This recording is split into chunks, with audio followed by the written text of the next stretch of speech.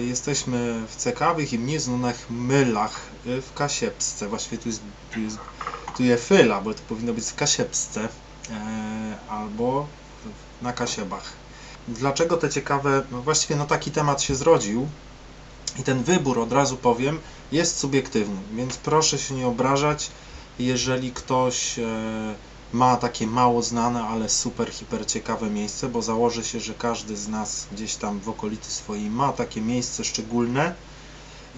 Ja wybierałem pod różnym kątem, niekoniecznie te części odwiedzane. W moim przekonaniu są to miejsca, które są raz, że warte odwiedzenia, czy to z grupą, może z uczniami waszymi, jeżeli takich macie, może osobiście.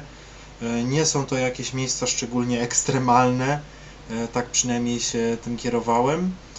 No zresztą sami zobaczycie, może was coś akurat zainteresuje, czy zainspiruje, może wam się coś przypomni, mam nadzieję, że tak będzie. Więc będzie troszeczkę taki miszmasz, będziemy sobie skakać z jednego miejsca w drugie, może żeby jakoś to było całkiem świeże, żeby tą świeżość zachowywać. Ja jestem, z racji tego, że jestem też przewodnikiem, to ciekawią mnie kościoły drewniane.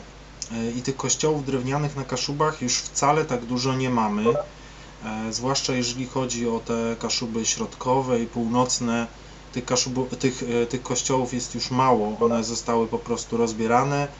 Tutaj po prostu, można by powiedzieć, wioski czy właściciele, fundatorzy byli bogatsi, czy parafie były bogatsze i mogły sobie pozwolić na budowanie takich już nowych kościołów murowanych na początku XX wieku, czy na przełomie XIX i XX wieku, więc te kościoły nam znikały i to widać w tej tabeli, że na przykład w powiecie kartuskim mamy tylko 3 kościoły drewniane.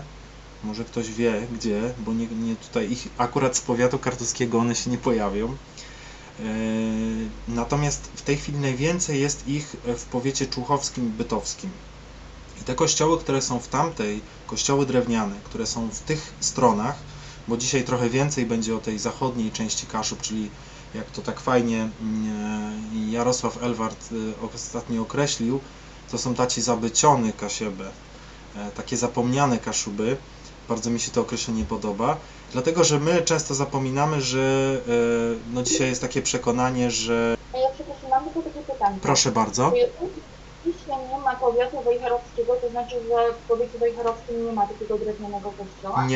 Nie ma. Ja zebrałem te dane są według takiego albumu Drewniane kościoły na Kaszubach, którego autorem jest m.in.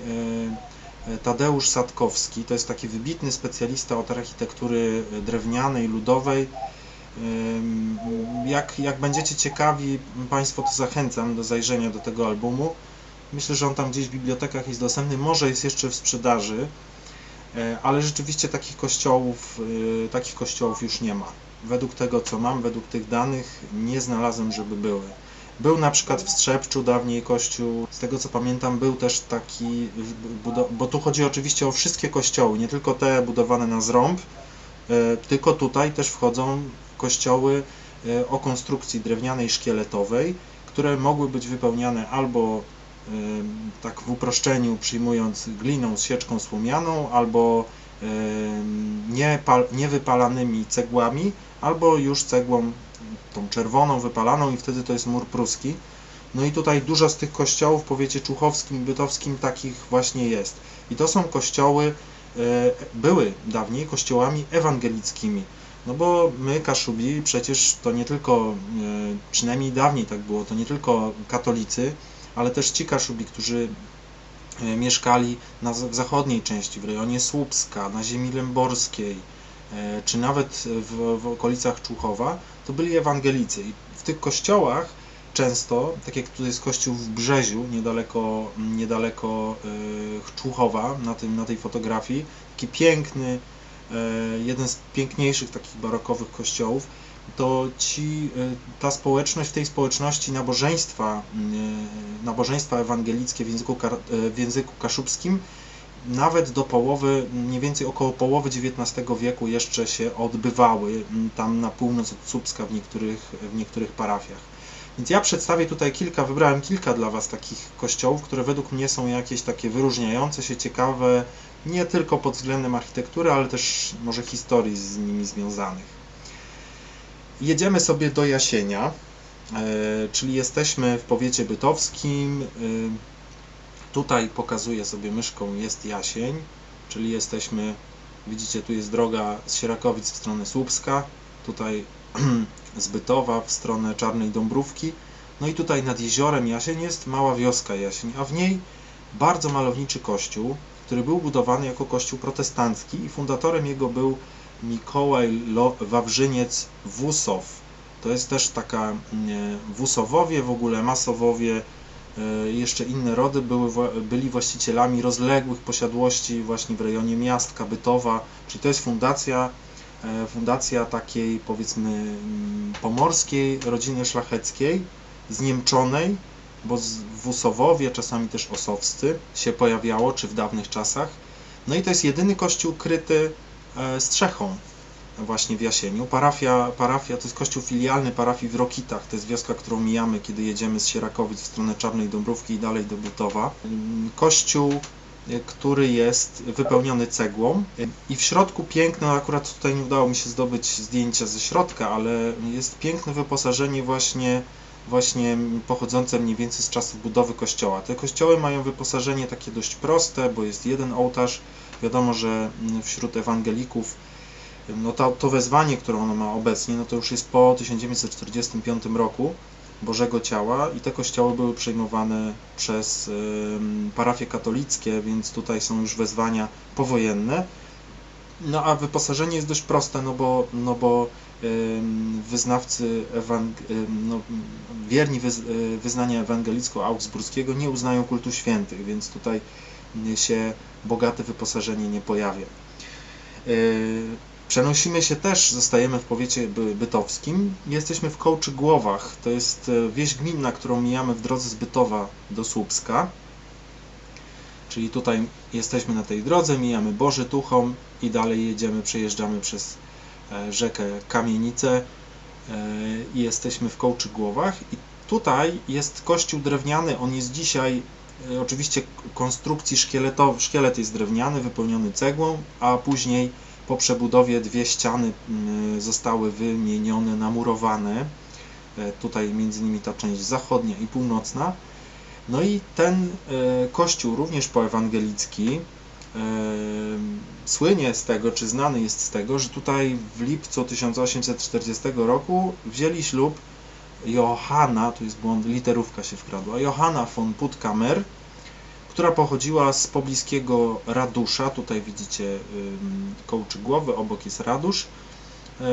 Wyszła za mąż za Otto von Bismarcka. Bismarckowie też mieli posiadłości tutaj w tych rejonach, nieco dalej na zachód, na przykład w rejonie Warcina.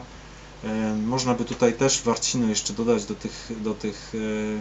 do tego katalogu tych mniej znanych atrakcji, jeżeli chodzi o Kaszuby.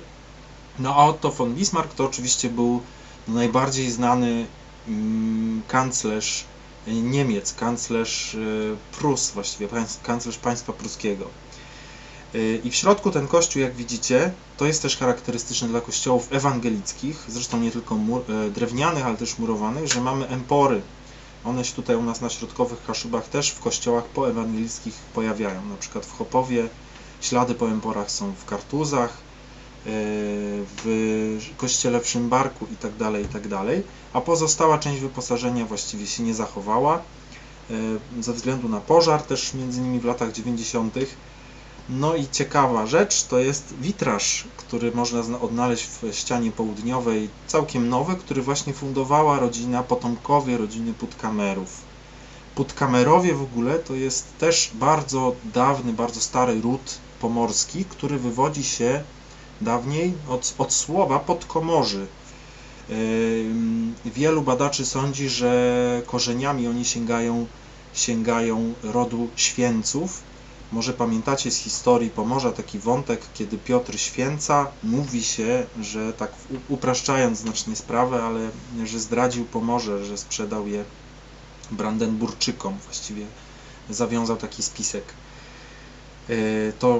który później zakończył się właściwie rozbiorem Pomorza Wschodniego pomiędzy Brandenburczyków i Krzyżaków. Krzyżacy zabrali większość Pomorza Wschodniego i tutaj przez 1,5 wieku mieliśmy państwo krzyżackie. Na południe od Bytowa, ta kraina, która dawniej należała do starostwa człuchowskiego, na samej północy dawnego starostwa człuchowskiego, albo inni kreślą jej granice wzdłuż granic parafii Bożyszkowy, to są Gochy. I na Gochach mamy kościół drewniany, między innymi w Bożyszkowach. Tutaj widzicie na tej mapce droga krajowa nr 20 z Bytowa do Miastka. Jeżeli może taką prośbę mam od razu, bo tam słyszę, że się czat włącza, ja go nie widzę, to można na chwilę włączyć mikrofon i zadać pytanie. Ja napisałam, że to moje strony, dlatego że pochodzę z Lipnicy. Zostałam ochrzczona w kościele w Bożyszkowach, a Wlygno jest niedaleko, więc doskonale znam te 2 kościoły drewniane, które są w tej okolicy. No i super, bardzo fajnie, bo to w ogóle uważam, że to jest fajna też okazja. Ja wybrałem akurat Brzeźno Szlacheckie, bo Bożyszkowy jako parafia jest kościół w Bożyszkowach jest starszy, znaczy parafia jest starsza. Natomiast wybrałem Brzeźno Szlacheckie ze względu na to, że w ogóle sama wieś ma fajny układ, taki średniowieczny, typowy. Jest to taka owalnica, po środku jest plac otoczony zabudowaniami. Może nie wszystkie te zabudowania wyglądają tak jak dawniej, ale sam układ jest bardzo ciekawy. U nas na środkowych Kaszubach, gdzie tu jesteśmy, jest rzadko spotykany. A ten kościół fundowało no w sumie 6 rodzin szlacheckich, które stamtąd pochodziły. No tutaj domyślam się, że odzywała się pani Bożyszkowska, tak, czy nie? Nie, pani Patrycja Rudnik. Pani Patrycja Rudnik. Bożyszkowska ze Sfornegaci. Ze Sfornegaci, no ale to blisko, bo tam Ale to na wszystko. pewno rodzina tam z Bożyszków na pewno była. Także no coś tam jest, ale męża oczywiście. Tak. No więc widzicie tutaj, że... Ale byłam w tych kościółkach, także naprawdę są piękne i warte zobaczenia.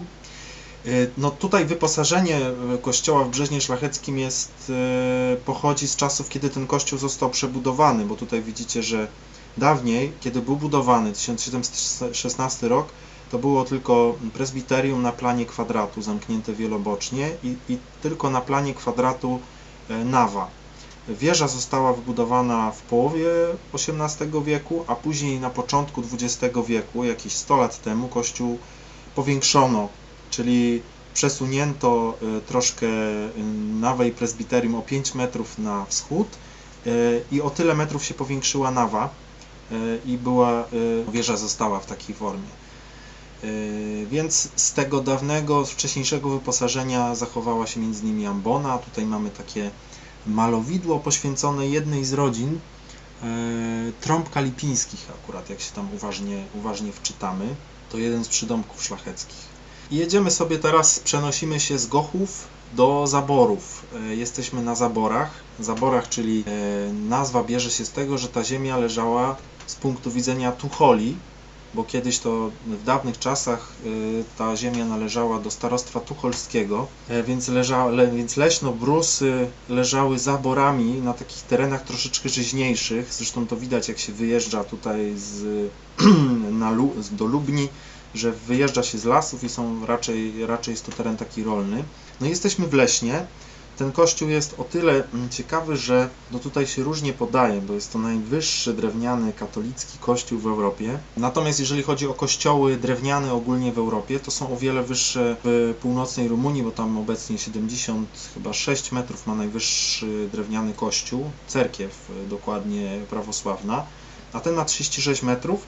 No i ta wieża nie pochodzi z czasów budowy kościoła, ona była już w takiej formie, jak dzisiaj ją widzimy, to jest XIX wiek, a sam kościół według tradycji to była fundacja królowej Marii Ludwiki Gonzagi, która była żoną dwóch królów polskich z dynastii Wazów, między innymi Władysława IV.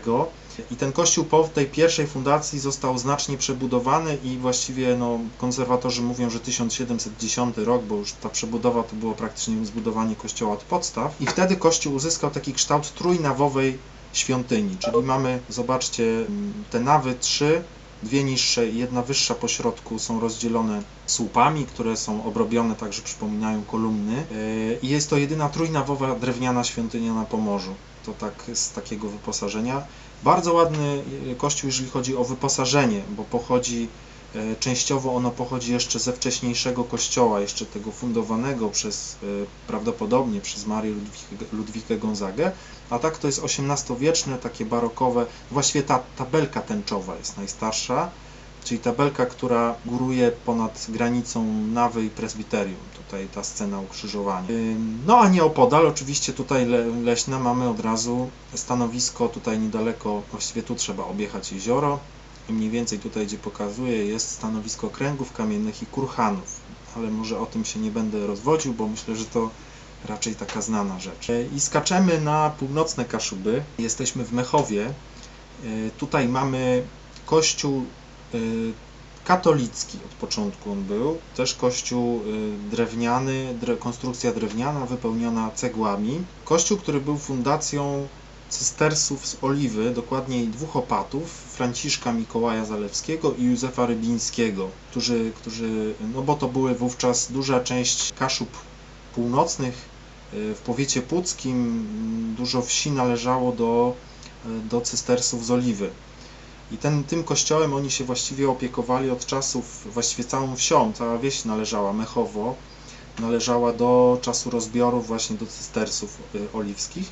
Więc oczywiście, skoro cystersi oliwscy, no to mieli kontakt z dobrymi artystami. I tutaj na przykład ołtarz główny, gdzie mamy koronację Matki Bożej, mi bardzo ten obraz przypomina, zwłaszcza scena ta u góry, Trójcy Świętej, Boga Ojca, Jezusa Chrystusa, no i Matki Bożej, przypomina mi troszeczkę obraz Niebowzięcia z Kartus. Ale to mniej więcej ta sama też epoka. Bartłomiej Strobel, znaczy przynajmniej z jego warsztatu pochodzi ten obraz. No i tak samo wyposażenie jest też z tego samego okresu, więc taki jednolity i wysokiej klasy wyposażenie. A to wszystko nieopodal Gród Mechowskich, do których zazwyczaj większość wycieczek sobie dojeżdża. I czasami, przynajmniej ja z doświadczenia wiem, że już brakuje czasu, żeby zajrzeć do tego kościoła, który ładnie jest na takim wzgórzu położony. No i całe wyposażenie jest takie bardzo bogate, jednolite. Jesteśmy w powiecie kartuskim, w Pomieczynie. Ten kościół jest najmłodszy z tych wszystkich, o których opowiadałem. To jest kościół świętego Józefa w Pomieczynie. I tutaj macie takie zestawienie. To jest kościół w Zakopanem, położony poniżej Krupówek. Kościół w tej chwili Matki Boskiej Częstochowskiej, takie ma wyzwanie. I na podstawie tego kościoła architekt, inżynier Bernard Dulny projektował ten kościół właśnie przed wojną, kościół świętego Józefa, więc tutaj mamy kościół w stylu starozakopiańskim, zupełnie takim obcym dla naszego terenu. No i wyposażenie też pochodzi z tego okresu. Być może ostatnio znowu zrobiło się głośno o Pomieczynie, dlatego że tutaj powstał film mówiący o Marszu Śmierci, który tutaj mieliśmy podczas ewakuacji obozu KL Stutthof. I wtedy tutaj w Pomieczynie tych jeńców zamknięto na noc, żeby ich gdzieś zgromadzić. No a mieszkańcy wokoło zaczęli się organizować i dostarczali im pożywienie, zupę, gotowali kawę, ziemniaki. Także to też z punktu widzenia takiej historii nam już trochę bliższe jest to bardzo, bardzo ciekawe miejsce. Chciałem tutaj też, oczywiście nie starczyłoby nam czasu, żeby tutaj wszystkie rzeczy omówić, ale bardzo zachęcam też, jeżeli będziecie sobie szukać jakichś ciekawych miejsc, czy je odwiedzać, czy to samodzielnie, czy z jakimiś grupami, czy w gronie rodzinnym, to polecam ogólnie w dwory i pałace północnych Kaszub. Myśmy tutaj na środkowych Kaszubach, czy na północnych Kaszubach, ci właściciele, ta szlachta nasza była bardzo rozdrobniona często i czasem nawet biedniejsza od bogatych gburów. Natomiast na północy Kaszub te rody szlacheckie, czy później już pruskie, były bardzo bogate, miały duże posiadłości ziemskie i z tego też względu te dwory i pałace są bardzo bogate. Większość z nich z XIX wieku, niektóre jeszcze z XVIII nawet pochodzą. I dzisiaj wiele z nich zostało przejętych przez prywatnych właścicieli, którzy zainwestowali w ich odnowienie. To są często dzisiaj hotele, gospodarstwa agroturystyczne i niekoniecznie są to miejsca drogie do przenocowania. Czasami w takim dworze można przenocować, jak na przykład tutaj może na tej mapce nie ma, ale ostatnio nocowałem w Borkowie Lęborskim w gminie Choczewo. I tam jest to gospodarstwo agroturystyczne, gdzie naprawdę za niewygórowaną cenę można zamówić nocleg ze śniadaniem. Oczywiście wnętrze już nie przypomina tego dworu z XIX wieku, bo jest odnowione, można powiedzieć nowoczesne, ale jesteśmy w dworze, w dawnym majątku. Ja tutaj wybrałem taki jeden dwór, którego kopię można zobaczyć w Szymbarku. To jest dwór dwór z Salina. To jest w gminie Choczewo. Ten dwór, to jest oczywiście zdjęcie tego dworu.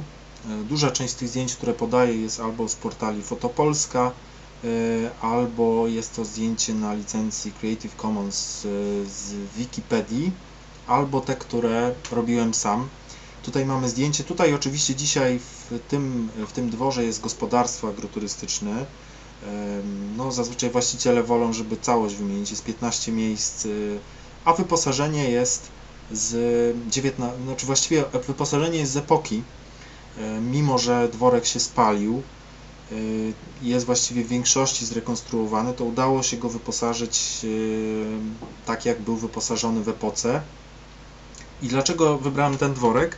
Dlatego, że Salino to jest właściwie, można by tak powiedzieć, już dawna ziemia lęborska, a więc ta ziemia, która w trakcie II Rzeczpospolitej przez długie lata była właściwie należała do państwa zachodniopomorskiego, była lennem polskim, a później szybko, właściwie po 1657 roku już była włączona do Brandenburgii, stała się szybko częścią Prus, ale mimo to ten dworek jest przykładem dworku polskiego, jest z tradycji architektonicznej polskiej, mimo że był własnością rodziny pomorskiej von Reksinów. Dlatego w Szymbarku, jak widzimy kopię tego dworu, to widzimy taki napis nad wejściem: Jam Dwór Polski. Aha, jeszcze tylko jedną rzecz chciałem powiedzieć.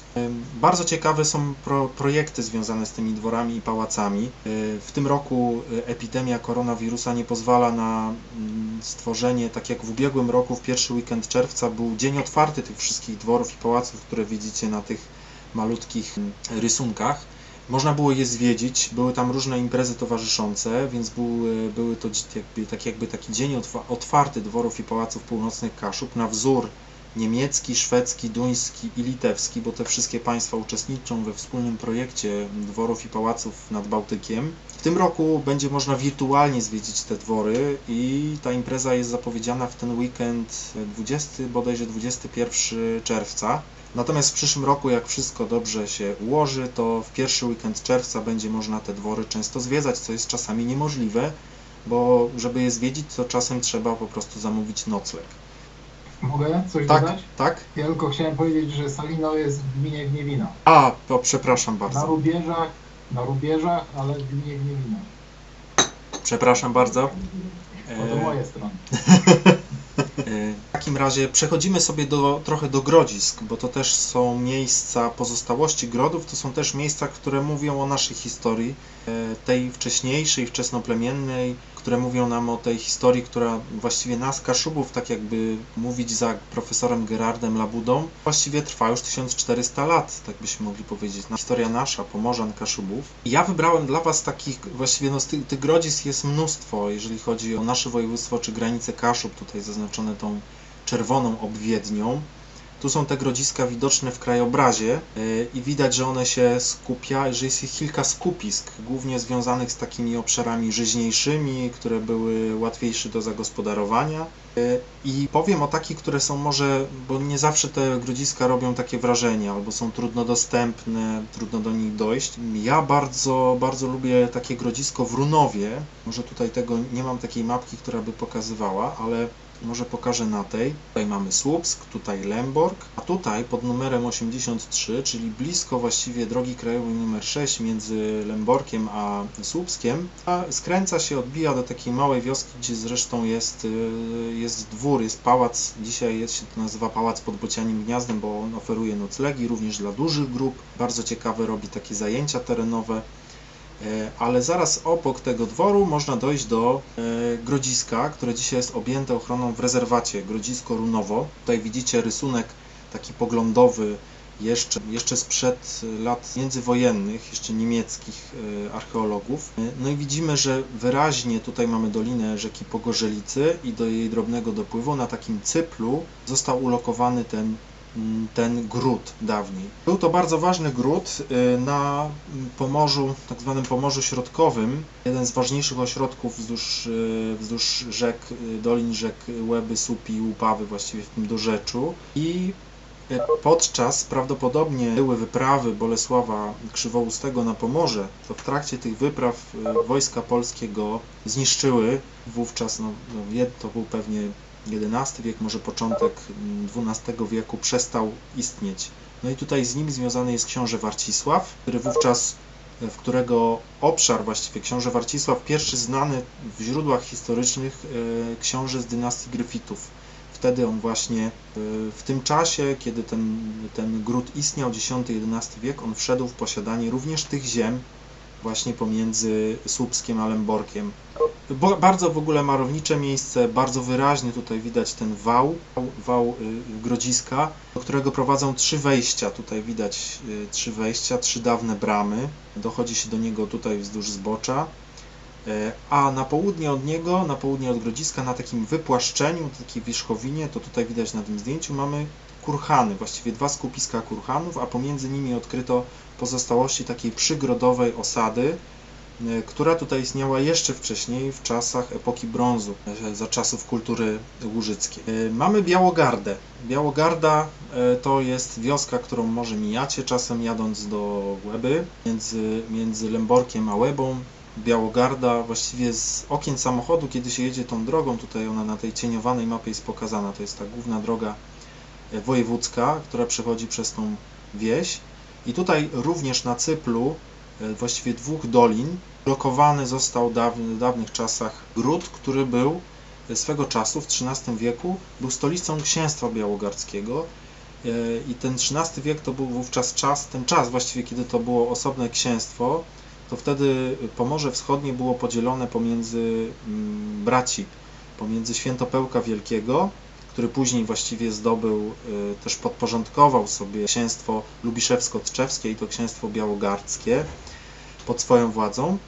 No i tym księstwem władał Racibor, zwany później Białogardzkim. Racibor, pewnie jego historia by posłużyła jako kanwa do ciekawego serialu historycznego, coś a la Wikingowie, no bo on sam podjudzony troszeczkę przez swojego brata Sambora najechał na księstwo słupskie, to były lata 30. XIII wieku i za to kazał mu się ukorzyć przed sobą Świętopełk Wielki. No a później, jakby tego było mało, 1262 rok, Racibor sprzedaje księstwo białogardzkie Krzyżakom i sam wstępuje do zakonu Krzyżaków. Dlatego tutaj na obrazie Macieja Tamkuna jest on przedstawiony właśnie z tym habitem, z tym płaszczem krzyżackim. No i wówczas 10 lat po wstąpieniu do zakonu krzyżackiego Racibor umiera. A w ogóle, chcąc zobaczyć w ogóle jak Białogarda mogła wyglądać, warto wybrać się do Muzeum w Lęborku. O tym jeszcze powiem dalej, kiedy będziemy sobie o Lęborku opowiadali. Wiatraki. Mamy 2 wiatraki, właściwie najlepiej zachowane pozostałości wiatraków, bo zazwyczaj kiedy jedziemy zobaczyć jak dawniej na Kaszubach wyglądał wiatrak, to jedziemy do skansenu we Dzydzach, no, żeby ten wiatrak zobaczyć. Ewentualnie możemy zobaczyć jak wyglądały wiatraki podobne na przykład na Żuławach. Wtedy jedziemy na przykład w okolice wsi Kościeleczki w Drewnicy, wiatrak na przykład w Drewnicy, a na Kaszubach Północnych mamy takie pozostałości i najlepiej zachowany z nich, mimo że widzicie w opłakanym stanie, to jest wiatrak w Zdrzewnie. To jest malutka wioska, która leży, tutaj zaznaczyłem na mapie droga, która idzie z Lęborka do Łeby, jest skrzyżowanie w Wicku. Kiedy pojedziemy sobie w stronę Pucka, to mijamy właściwie też takie skrzyżowanie, gdzie jest skręt do wioski Zdrzewno. W tej chwili, jeżeli dobrze pamiętam, to zarówno wiatrak z budynkami, które właściwie są w ruinie, i pałac, piękny pałac, który należał między innymi dawniej, właściwie dawniej cała wioska należała do rodziny Wejherów, von Godentowów, które gniazdo mieli w pobliskim Godentowie w gminie Łęczyce, dzisiejszej gminie Łęczyce. No w tej chwili stoi pusty, mimo że doczekał się swojego remontu jeszcze za czasów ten pałac, kiedy był jeszcze tutaj PGR, a teraz prywatny właściciel właściwie zostawia, nic tutaj nie robi. Ale no, warto chociażby zobaczyć, jak taki korpus tego budynku wyglądał, bo dawniej ten wiatrak, tutaj bryła dachowa obracała się zgodnie, znaczy dostosowując skrzydła do wiatraka do kierunku wiatru. No i tutaj w Zdrzewnie była kiedyś i piekarnia, i młyn, także to wszystko w tym majątku bardzo fajnie funkcjonowało. I podobnie jest w Purzycach, to już jest w gminie Łęczyce, znaczy właściwie bliżej już gminy Łęczyce. Tutaj widzicie, jadąc z Lęborka w stronę Brzeźna Lęborskiego albo z Łęczyc można też dojechać sobie. Tu jest taka malutka wioska Purzyce, a obok niej zachował się korpus wiatraka, też Holendra, czyli też tego, którego bryła dachowa się obracała. Tak on, tutaj udało mi się jakieś znaleźć miejsce na takim eksploracyjnym portalu, jak taki wiatrak kiedyś mógł wyglądać. A warto też powiedzieć, że no, tych wiatraków było dawniej mnóstwo. No, na przykład jak znalazłem informację, no, w XIX wieku jeszcze mówiono o kilkudziesięciu wiatrakach w rejonie Chojnic na przykład, więc no, nie zawsze one były murowane takie bogate jak tutaj na północy Kaszub, ale było ich kiedyś więcej. Jeziora lobeliowe. Tutaj trochę przechodzimy z takich atrakcji kulturowych w te atrakcje przyrodnicze. No uważam, że jeziora lobeliowe to jest coś, co jest takim, no mimo wszystko, niedocenianym klejnotem i takim atutem w ogóle całego Pomorza, dlatego że tych jezior w Polsce mamy około, różnie się podaje, ponad 170 jeszcze jest tych jezior, mówi się różnie, 130 nawet spotkałem, dlatego że część z tych jezior już została zdegradowana, ale dalej w nomenklaturze można je nazywać lobeliowymi, zdegradowanymi. To są najczystsze jeziora w Polsce, jedne z najczystszych, no pewnie poza jeziorami wysokogórskimi, polodowcowymi, dlatego że te jeziora są albo ubogie w wapń, ale przede wszystkim ubogie w składniki odżywcze. Czasem mogą być to jeziora, które już są zabarwione na taki bursztynowy kolor ze względu na te kwasy takie humusowe, które dopływają do tych jezior i wiążą na stałe na przykład potas czy fosfor, przez co staje się on niedostępny dla tych roślin, które tam rosną. I w tych ubogich środowiskach, w tej przejrzystej wodzie, na dnie jeziora rozwija się specyficzna roślinność, której ozdobą jest, może dla kogoś, kto zupełnie nie interesuje się gdzieś tam botaniką czy biologią, jest lobelia jeziorna. Pewnie kojarzą Państwo, jak tutaj być może ktoś uprawia w skrzynkach lobelię taką niebieską, która tak pięknie się rozkrzewia i zwisa, kwitnie na niebiesko, można też inne odmiany kupić, ale najczęściej niebieska taka, kwitnąca na niebiesko. Tu mamy jej krewniaczkę, lobelię jeziorną, która zazwyczaj w takiej postaci takiej małej rozetki lub małej kępki rozwija się gdzieś na dnie jeziora, a kiedy przychodzi czerwiec, może lipiec, wyrasta ponad taflę jeziora, lustro wody wyrasta łodyżka, na której mamy biało kwitnące kwiaty, więc wtedy warto te jeziora obserwować. To są niezwykle wrażliwe jeziora na zanieczyszczenia i widzicie tutaj zasięg tych jezior. Praktycznie wszystkie znajdują się na Pomorzu, większość z nich w powiecie bytowskim, I tutaj mamy jedno z tych jezior, które bardzo łatwo można podejrzeć, jak taka roślinność na dnie jeziora wygląda, bo tu mamy też oprócz lobeli jeziornej na przykład takie ciekawe rośliny należące do paprotników, rośliny zarodnikowe. Jest to jezioro Jeleń, należące jeszcze w granicach Bytowa. Jedziemy po prostu trochę w stronę Kartus i tam trzeba skręcić do kąpieliska nad jeziorem i tam jest taka piękna promenada, gdzie no tutaj jeszcze kilka lat temu poziom wód w jeziorze był wyższy, ale gdzieś tam z daleka można sobie tą roślinność podejrzeć w bardzo łatwy sposób, a jeszcze może trochę trudniej, ale mimo wszystko dla takiego przeciętnego turysty można też takie jezioro podejrzeć w Parku Narodowym Bory Tucholskie. I tutaj mamy, tu widzicie Chojnice, Harzykowy, jezioro Łukomie, czy jezioro Harzykowskie inaczej. I w obrębie parku mamy jezioro Wielkie Gacno, to tutaj, jezioro w kształcie takiego rogalika i nad nim, do niego prowadzi ścieżka edukacyjna i przy tym jeziorze są też takie promenady wyznaczone, pomosty, żeby móc się przyjrzeć tej roślinności, a rzeczywiście tam jeszcze ta lobelia jeziorna kwitnie bardzo, bardzo obficie. Dla tych, którzy lubią taką dzikość, a chcą zobaczyć też jezioro lobeliowe, to jest no, fantastyczne miejsce do wędrówek pieszych, do kajakowania. To jest jezioro Bobięcińskie. Ono już leży na granicach województwa pomorskiego, jeszcze w granicach gminy Miastko. Tutaj widzicie Miastko i dalej na zachód jezioro Bobięcińskie. To jest największe jezioro lobeliowe w Polsce. Ponad 500 hektarów, prawie 50 metrów głębokości, kilka wysp na tym jeziorze, również ciekawe grodziska w pobliżu od strony wschodniej, kurhanowiska, dużo terenów leśnych, więc bardzo fajne, dzikie tereny i no, takie zupełnie dzikie, piękne.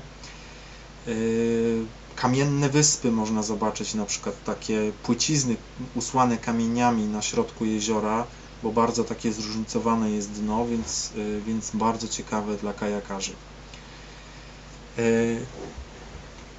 Dalej pozostajemy w powiecie bytowskim i wędrujemy sobie na południe od Bytowa. Tutaj jest droga z Bytowa na południe w stronę Chojnic i kiedy skręcimy na wysokości Sierżna czy Sierżna w stronę Studzienic, to jest tutaj odcinek tak zwanej drogi Hitlerdam, czyli to jest droga, która była budowana, prowadziła ze Studzienic do Tuchomia. Ona tutaj dalej się wije w Lasach Rekowskich na zachód koło Płotowa, może kojarzycie Muzeum Szkoły Polskiej w Płotowie.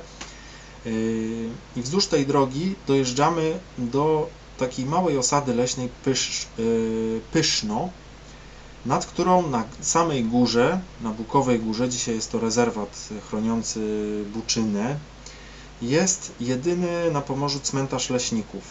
Sami leśnicy tam są pochowani, oczywiście leśnicy pruscy. Jest to cmentarz ewangelicki. Jednym z tych leśników jest Otto Smalian, który jest twórcą takiej nowoczesnej metody obliczania objętości drewna. Czyli on wyliczył taki wzór, stworzył taki wzór, na podstawie którego można obliczać, ile drewna, jaką objętość drewna pozyskuje się z danego sortymentu drzewa. Więc to takie niecodzienne zupełnie miejsce. I przenosimy się do Lęborka. Nie wiem, na ile znacie Lębork, ale ja uważam przynajmniej, że z tych miast, które leżą na Kaszubach, jest to miasto, które na pewno jest warte zobaczenia, bo jest tam parę takich rzeczy, które są niecodzienne, pomimo że już należy do tak zwanych ziem odzyskanych, czyli tutaj miasta były bardzo mocno poszkodowane, kiedy przechodziły tutaj wojska już radzieckie i później te oddziały, które za nimi napływały, więc praktycznie w Lęborku mamy całą zabudowę wokół rynku zniszczoną, podobnie zresztą jak w Bytowie, niemal wszystkie kamienice zostały zniszczone. Zresztą Lębork i Bytów mają dużo ze sobą wspólnego, jeżeli chodzi o historię. Pamiętacie Białogardę, ten gród w Białogardzie, który był ośrodkiem najważniejszym w tym regionie, to kiedy to dawne księstwo białogardzkie dostało się w ręce Krzyżaków, to oni później po zniszczeniu tego grodu przenieśli swoją siedzibę do Lęborka. Właściwie nazwali to miejsce Lauenburg, prawdopodobnie od wcześniej istniejącej tutaj, czy w pobliżu wioski Lewino. I Lemborg dostał prawa miejskie no jeszcze w pierwszej połowie XIV wieku. Wtedy wybudowano zamek. Zamek tutaj mam? Nie mam akurat. Ale w sumie zamek jest już bardzo mocno przebudowany. Mieści się tam dzisiaj sąd i prokuratura, ale obok niego mamy spichlerz solny.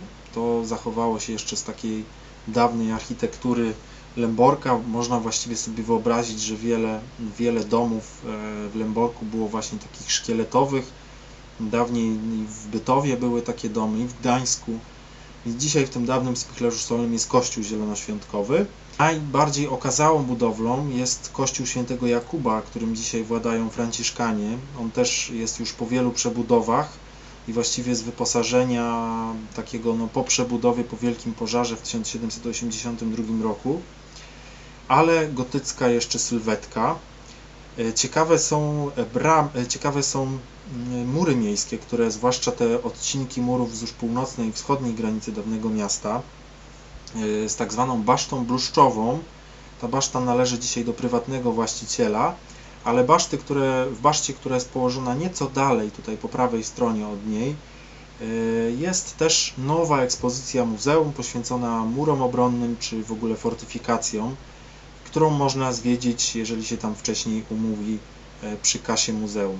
Ratusza Lemborg tego dawnego średniowiecznego nie ma, ale jest nowy ratusz z XIX wieku, który imituje swoją sylwetką ten ratusz, który stał wcześniej w Lemborku. Zresztą mieściła się tu kiedyś kasa oszczędnościowa przy jednym z bocznych wejść tego ratusza. Widać nawet sztedli się szparkasę. Obok Lemborka, właściwie idąc od zamku nieco dalej na południowy wschód, mamy wzgórze Brego, zwane jest dzisiaj, albo góra Czartoryja, albo dawniej wzgórze Wisielców, bo tam dawniej wykonywano kary śmierci przez powieszenie. Mieści się odremontowana niedawno i mam nadzieję, że w przyszłości udostępniona jako wieża widokowa, wieża Bismarcka. Bo jest to jedna z wież, których było budowanych mnóstwo w dawnych Prusach. Były to wieże ku czci Otto von Bismarcka i takich wież mamy dzisiaj na terenie Polski sporo, na przykład na Dolnym Śląsku, na Pomorzu Zachodnim. Miała taka wieża powstać nawet na Wieżycy jeszcze w XIX wieku, ale do tego nie doszło. I po remoncie tutaj też znajdzie się taras widokowy, z którego będzie można podziwiać Lemborg i otoczenie, całą Pradolinę Redy Łeby. Jedynym i moim zdaniem taką urokliwą uliczką właśnie w Lemborku jest ulica Starowiejska o bardzo starym przebiegu, takim nieregularnym, wzdłuż której można zobaczyć właśnie te piękne fasady kamieniczek secesyjnych, które mogą nas wprowadzić w taki klimat, jaki był tutaj w Lemborku w XIX wieku. Mamy wreszcie bardzo ciekawą postać, która pochodzi z Lemborka, Paula Nipkowa, który ma właściwie korzenie kaszubskie, którego teraz już nie pamiętam, bo jest właściwie rodzina matki chyba wywodziła się z rodziny kaszubskiej i on się urodził w Lemborku, tutaj spędził dzieciństwo. To jest dawna kamienica Nipkowów, ta zielona, w której dzisiaj mieści się muzeum w Lemborku. Paul Nipkow był człowiekiem, który stworzył właściwie już na emeryturze. To też pokazuje, że jak się jest na emeryturze, to jeszcze wszystko przed nami, bo właściwie ten Paul Nipkow stwierdził, inspirując się pierwszym łączem telefonicznym, które zostało podłączone w Lemborku w 1880 roku, zainspirował się tym i stwierdził, że nie tylko dźwięk, ale może też obraz da się przemieszczać na odległość. I stworzył taką tarczę, tak zwaną tarczę Nipkowa, którą trochę eksperymentował, ale zarzucił to, bo miał problemy finansowe i dopiero na emeryturze zaczął się tym zajmować. I co ciekawe, nawet przedwojenna telewizja niemiecka, za czasów III Rzeszy, nazywała się Nipkow. No i dla upamiętnienia tej postaci po całym Lemborku mamy tutaj zaznaczony na czerwono szlak Paula Nipkowa, który jest związany z jego życiem i z rzeczami, które stworzył. A muzeum w Lemborku naprawdę ciekawe, godne zobaczenia za niewielką cenę. Dla grupy to jest, zdaje się, że chyba 4 zł. Można zobaczyć ciekawą ekspozycję archeologiczną dotyczącą życia w mieście w Lęborku, makietę Białogardy, tego dawnego grodu. Także bardzo polecam. Nowa atrakcja. Jesteśmy na Kaszubach Południowych, na południe od jeziora Wdzyckiego, blisko Wiela, gmina Karsin, Przytarnia. Taka wioska, która jest już położona na wzgórzach, które otaczają jezioro Wdzydze od południowej strony. To jest tak zwana Morenowa Wyspa Wielewska, Wielewska Wyspa Morenowa. I na tej górze, nieopodal też takiej jeszcze wyższej góry, Góry Chełmice, która jest wspominana w poemacie Łepanu Cielińściem co do Płycka Pysyce Jachoł, powstaje nowa wieża, która została w tym roku oddana do użytku, ale jeszcze nie wiem, czy można na nią wejść. Być może to na dniach się okaże, być może już będzie dozwolone wejście. I tutaj trzeba skręcić do Przytarni. Gdzieś tutaj w bocznych drogach, w tych lasach ona się znajduje. 40 metrów wysokości i taras widokowy będzie, zdaje się, że chyba na wysokości ponad 30 metrów, więc na pewno wzgórza szymbarskie będzie można dojrzeć, Ziemierzycką Górę koło Bytowa, w promieniu 50 km jakieś obiekty nawet na Kociewiu, w Borach Tucholskich, wzgórza koło Tucholi pewnie też będzie można zobaczyć. Jeździmy sobie czasem do tego, żeby czasami, no w ogóle trzeba od tego zacząć, że my Kaszubi nie jesteśmy przywiązani do architektury tradycyjnej, to trzeba stwierdzić niestety, dla mnie niestety. Więc czasem, żeby pokazać taką tradycyjną architekturę, jeździmy do skansenów. Ale można taką żywą architekturę jeszcze, czyli budynki, które są zamieszkiwane na co dzień, a są zbudowane w tradycyjny sposób, można zobaczyć jeszcze w niektórych wioskach. Taką najlepszą chyba, czy jedną z lepszych wiosek, żeby to pokazać, są Juszki. Leżą na południe od Kościerzyny. Tutaj widzicie Wąglikowice, droga do Wdzyc, a po prawej stronie Juszki, do których można dojechać też od strony Kościerzyny, kierując się w stronę Torunia, czy w stronę Starej Kiszewy, i trzeba skręcić na Rotembark i Juszki. Wioska, która zasłynęła w takiej kulturze kaszubskiej, zresztą zapisał to Bernard Cychta, jako wioska biedna. Bieda jak w wieśkach. Biedny jak kłeze w wieśkach, tak zapisał kiedyś Cychta. No i jest to od 1984 roku rezerwat ruralistyczny, to znaczy chroniący tradycyjną architekturę, gdzie można zobaczyć jeszcze piękne pazdury tutaj na szczytach domów, budynki zbudowane w całości z drewna, albo na zrąb, albo w konstrukcji sumikowo-łątkowej, tak jak na tym domu, więc bardzo fajne, ciekawe miejsce, zresztą pełne takiego jeszcze klimatu, takiej cichej wioski. I podobna rzecz, chociaż już bardziej jako skansen, można odnaleźć w centrum wioski Sominy. Tutaj obok siebie mamy czy nawet takie dwa obiekty z architektury drewnianej. To jest kościół poewangelicki, cały drewniany, dzisiaj filialny kościół Matki Bożej Częstochowskiej. No a naprzeciwko niego, po drugiej stronie ulicy, zagroda owczarza, czy chata owczarza, wraz z owczarnią, chlewnią, wozownią. Właściwie tam tutaj też później korzystali z tych budynków rybacy, czy hodowano tam też trzodę chlewną. No i tą chatę owczarzy można po wcześniejszym mówieniu też zwiedzać. Położona jest nad samym jeziorem Somińskim. Tutaj widzicie, gdzie mamy Sominy, nad jeziorem Somińskim. Można skręcić na przykład z Dziemian na Bytów. Jest tam drogowskaz na Bytów i przez Trzebuń dojechać właśnie do Somin, taką wąską drogą. Ja tak sobie żartuję, że Hiszpanie mają Villanueva de los Infantes. Tutaj nawiązuje do poematu Don Quixote, bo tam Don Quixote wyruszył w poszukiwaniu Dulcynei. Czasem Remus jest przyrównywany, czy Zieci Przygłe de Remusa, ta powieść jest przyrównywana właśnie do Don Quixota z La Manczy.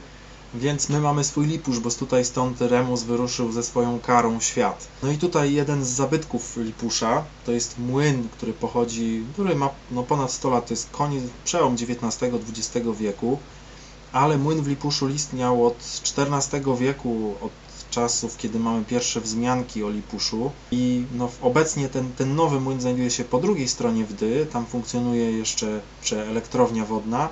Niestety nie jest on przeznaczony do zwiedzania. Jeszcze przez jakiś czas tutaj funkcjonował sklep, no ale sama architektura jest bardzo ciekawa i dobrze, że on jeszcze jakoś tam się trzyma. No a obok tego młyna oczywiście funkcjonuje Muzeum Gospodarstwa Wiejskiego w kościele, dawnym budynku kościoła ewangelickiego, ceglanego, który jest sezonowo otwierany i po wcześniejszym umówieniu też opiekun wystawy oprowadza po niej. I nowy kościół, znaczy budowany w tym samym czasie co ewangelicki, tak samo. Także kilka takich obiektów, również zabytkowy bank gospodarstwa krajowego, więc cała taka zabudowa Lipusza trochę taka mało miasteczkowa. Ale najciekawszy jest ten młyn. Bardzo polecam też Klosnowo. To jest niedaleko Chojnic. Kiedy jedziemy z Kościerzyny do Chojnic, wyjeżdżamy już z tych borów, które są za Brusami i mijamy sobie Zbeniny, Powałki, tutaj linię kolejową niedaleko, blisko linii kolejowej właśnie, która prowadzi z Kościerzyny do Chojnic. Trzeba skręcić w prawo, właściwie jest to na wysokości Krojant. I jedzie się do Klosnowa, to jest blisko linii kolejowej. Tutaj zobaczcie archiwalne zdjęcie, jest bocznica kolejowa od tej linii Chojnice-Kościerzyna, która doprowadza do wyłuszczarni nasion, która już istniała przed 100 laty i która z kilku sąsiednich nadleśnic tutaj wędrują szyszki do dzisiaj jeszcze do wyłuszczania. Jest ta część nowa i ta część stara, w której znajdują się jeszcze zabytkowe maszyny. I również po wcześniejszym omówieniu można zobaczyć, jak wygląda taki proces wyłuszczania tych nasion. To jest taka ciekawostka w rejonie Chojnic. Tam też pracownicy nadleśnictwa Rytel prowadzą zajęcia również dla grup po wcześniejszym omówieniu. I wędrujemy na północ. Znowu takie historyczne miejsce, Smołdzino, blisko Słowińskiego Parku Narodowego, właściwie blisko jeziora Gardno, nad rzeką Łupawą. Mamy wioskę, która należała dawniej do dominikanów słupskich, a później przez wiele lat właściwie należała właściwie praktycznie do końca II wojny światowej do rodzin panujących, czy nawet do 1918 roku, do rodzin panujących pruskich, a kościół w Smołdzinie jest obecnie o tyle ciekawy, że był fundowany w 1632 roku przez Annę de Croy. Tutaj mamy jej portret. To była żona ostatniego księcia z dynastii Gryfitów, tej dynastii zachodniopomorskiej, Bogusława XIII, który umarł bezpotomnie. I księżna Anna de Croy fundowała ten kościół ewangelicki, i w tym kościele też, bo jej mąż Ernest de Croy był biskupem kamieńskim, ale biskupem ewangelickim oczywiście, i w tym czasie w Smołdzinie działał też, w tym kościele również, Michał Pontanus, zwany Michałem Mostnikiem, który przetłumaczył w tym czasie między innymi duchowne pieśni czy pasje, życie, mękę i śmierć Pana Jezusa Chrystusa. Tutaj widzicie okładkę tej publikacji wydanej w Gdańsku, więc uważa się za Michała Mostnika, który tam działał właśnie w Smołdzinie i w tym kościele, za takiego propagatora języka tamtejszych mieszkańców, więc języka Słowińców, języka Kaszubów ewangelików. Chociaż niektórzy twierdzą jednak, że on nie znał języka polskiego, ani nie znał języka kaszubskiego, czy języka pomorskiego i jakby był zmuszony do tego, żeby to przetłumaczyć na język miejscowych. Wyposażenie jest z czasów budowy tego kościoła, tam można m.in. w ołtarzu głównym zobaczyć portret księżnej Anny de Croy i jej syna Ernesta Bogusława. Przenosimy się nieco na południe, pomiędzy Wejherowo a Lemborg. Jesteśmy w Dolinie Łeby, gdzieś tutaj zobaczcie sobie, mamy Lemborg, jest droga krajowa nr 6, Boże Pole Małe. I tutaj przejeżdżamy tą drogą przez rzekę Łebę, ale właściwie nawet wcześniej już ze Strzebielina, czy z okolicy Strzebielina można dojechać do Paraszyna i dalej w głąb tej doliny. Moim zdaniem jedno z najpiękniejszych miejsc na Kaszubach. takie trochę przypominające góry. Kto by się spodziewał, że takie urozmaicone krajobrazy można tam odnaleźć. Piękny punkt widokowy, tu jest widok z tarasu widokowego na szczycie Jeleniej Góry.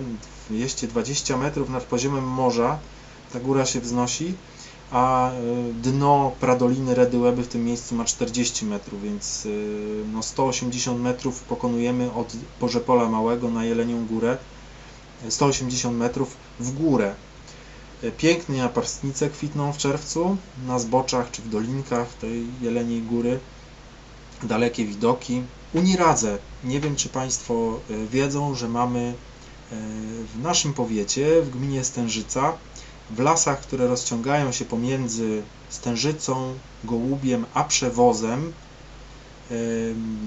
szacuje się, że mogło w tych lasach dawniej być nawet 3,5 tysiąca kurhanów, czyli grobów w formie kopców, które można na każdym kroku w tych lasach tutaj spotkać. Tu widzicie niektóre z nich. I jadąc, skręcając z drogi pomiędzy Gołubiem a Stężycą, o tutaj w tą drogę, dojeżdżając do strony leśniczówki Uniradze, można trochę dalej sobie tutaj dojechać w las. Jest tam urządzona przez Nadleśnictwo Kartuzy ścieżka edukacyjna, która pokazuje i zapoznaje z takim dość trudnym tematem kultur archeologicznych i pokazuje różne typy kurhanów. Tu akurat jest najciekawszy chyba kurhan wczesnośredniowieczny, w którym cała rodzina została pochowana i w którym odkryto przed wojną zachowany warkocz kobiety. Wówczas ochrzczono tą kobietę jako pomorską księżniczkę. Więcej możecie tam doczytać właśnie chodząc sobie wzdłuż tej ścieżki. Mamy różne, wiecie, że mamy bardzo różne jaskinie na Kaszubach. Mamy też jaskinię, najmniejszą jaskinię na Kaszubach w Żukowie. Nazywa się Kubusiowa Jama. Oczywiście do tej jaskini nie wejdziemy. Do tej jaskini chyba wszedł tylko jeden człowiek. Nazywa się Jakub Kupc, bodajże w 2001 roku, i odkrywcy tej jaskini nazwali ją potem od niego Kubusiowa Jama. Gdzie ona się mieści? Znamy wszyscy ronda w Żukowie. To pierwsze, gdzie dojeżdża się z Kościerzyny. Mamy tutaj Urząd Miasta i Gminy i tutaj na zboczu właściwie wzgórza, za którym biegnie linia kolejowa, znajduje się taka wychodnia piaskowca, a w niej właśnie niewielka jaskinia. To jest dokładnie ten sam typ jaskini, którą możemy zobaczyć w Grotach Mechowskich, w Lasach Mirachowskich, czy ten sam typ co Groty Mechowskie. Jedną z ciekawszych tras, które można odbyć w Borach Tucholskich, w Zaborskim Parku Krajobrazowym, to jest szlak wzdłuż Doliny Kulawy. Jest bardzo malowniczy pod względem i krajobrazów. Tutaj widzicie jezioro Głuche Małe, i względem takiego ukształtowania terenu. To jest taka malownicza dolina i taka leniwa rzeczka sobie nią płynie. I też ciekawych obiektów, na przykład ta zabytkowa stodoła, której kiedyś korzystali ludzie koszący łąki na dnie tej doliny, tutaj w Wawrzynowie. I też pod względem florystycznym, bo już właściwie jest ten czas, kiedy w lasach na kilku stanowiskach na Kaszubach kwitną storczyki obuwiki. No najpiękniejsze, najbardziej okazałe storczyki. Także teraz można tam właśnie sobie tym szlakiem przejść. Trzeba tylko dojechać z Brus do Wielkich Chełmów, nieco dalej, i potem skręcić w prawo przez Asmus. Tutaj dzisiaj już jest szosa i można dojechać prosto do Laski. I pomiędzy, właściwie no z Laski, to jest tutaj ta osada na tym powiększeniu, można się udać w liczącą z 5 km wycieczkę właśnie doliną rzeki Kulawy. Czasami może będąc w Słowińskim Parku Narodowym i chodząc sobie po tych wydmach, to mamy taki niedosyt. Wszystko zagrodzone, obszar ochrony ścisłej, nie można dalej pójść poza barierki. Jest takie miejsce, czy właściwie dwa takie miejsca nawet, może jest ich więcej jeszcze, pewnie można by wymienić, gdzie można sobie po wydmach pochodzić swobodnie. I jednym z takich miejsc jest Wydma Lubiatowska, która zajmuje cały ten obszar, tutaj pokazuję. Tu mamy wioskę Lubiatowo, zaraz obok niej jest na zachód Kopalino. Tutaj mamy na wschód Białogórę i pomiędzy nimi tu jest właściwie jeszcze taka niewielka dolinka, taki strumyczek płynie, taka struga bezimienna się nazywa. Też pięknie jest przejście wzdłuż tej strugi bezimiennej. Piękne są krajobrazy, można zobaczyć, jak wydma zasypuje rzekę. I ta wydma, której są miejsca, gdzie są wydmy ruchome, miejsca, gdzie jest wydma szara, tak jak tutaj na tym zdjęciu. Można każde stadium wydmy, rozwoju wydmy też na tym miejscu obejrzeć i swobodnie się przejść, i to znakomicie można poczuć tą swobodę. Drugim takim miejscem są helskie wydmy. Jadąc z Juraty do Helu, można się zatrzymać tutaj na wysokości jednostek wojskowych i udać się w prawo jedyną ścieżką, którą prowadzi przejście nad morze w tym miejscu, właśnie przez rezerwat, no i zapoznać się z przyrodą rezerwatu. A tutaj mamy kilka ciekawych gatunków, między innymi jest mikołajek nadmorski, honkenia piaskowa, to jest taka roślina, która nad samym morzem już rośnie i bardzo ładnie stabilizuje te wydmy, czy nawet kwitną storczyki, niektóre storczyki. I to jest też taki niesamowity, dziki krajobraz, kto by się spodziewał, że na Półwyspie Helskim taki coś odnajdziemy. Być może ktoś już był, a być może nie. We Władysławowie od kilku lat jest taka nowa atrakcja, to jest Centrum Merk, które jest przy północno-kaszubskiej lokalnej grupie rybackiej.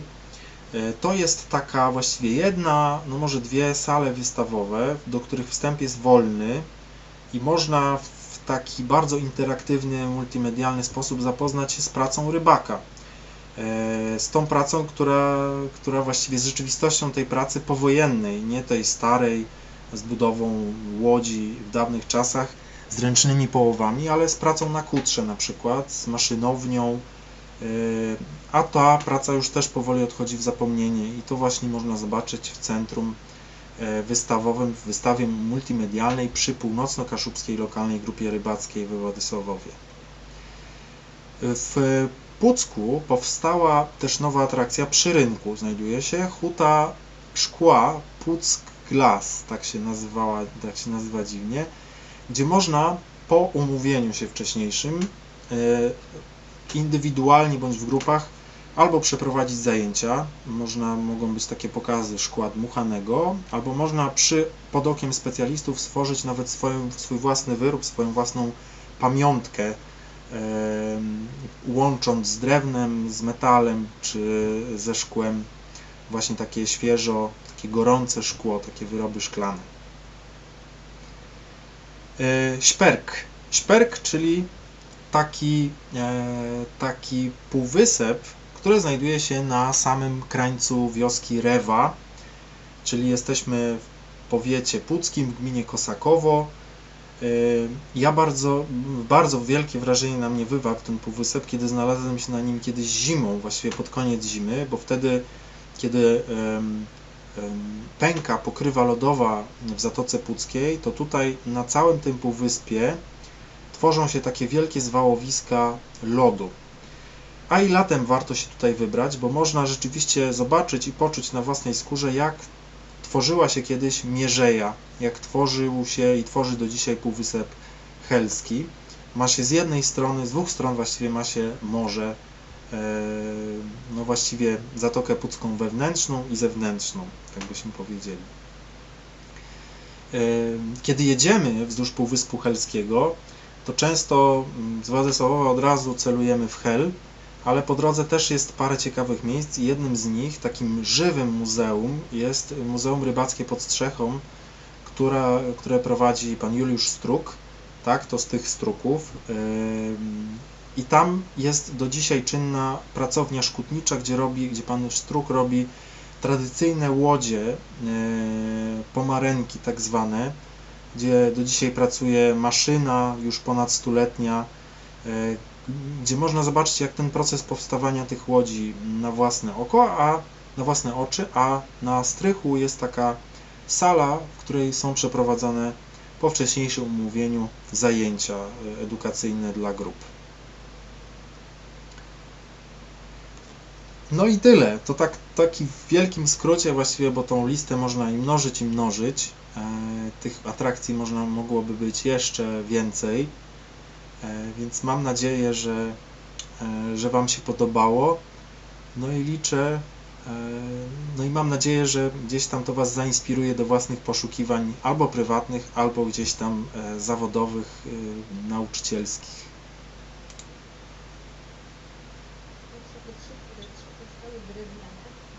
Tak? Miałeś na myśli pomiędzy Sianowo, Sierakowice? Tak, dokładnie. Pomięczyno, Sianowo i Sierakowice. A Czy- kościół świętego Rafała Kalinowskiego w Ceprze? Olenek? Jeszcze raz. Kościółek w Ceprze. Tego nie brałem pod uwagę. Tak, to on nie jest na tej liście. To są, tutaj chodziło o te kościoły, no już, które mają no, metrykę co najmniej przedwojenną.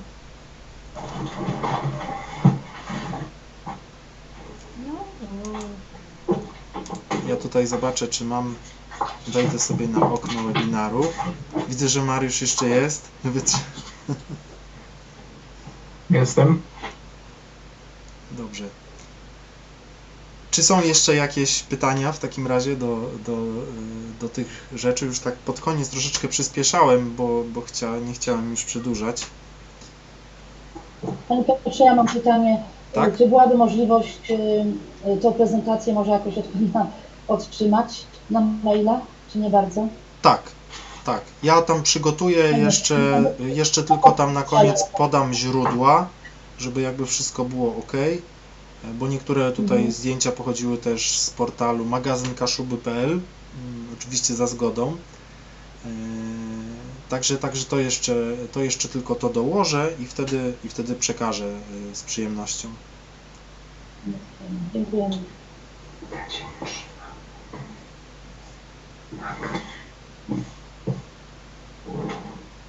Dobrze, to ja skorzystam z okazji i powiem tylko tak, znaczy bardzo dziękując Państwu za uwagę, a Piotrowi za dzisiejszą prezentację.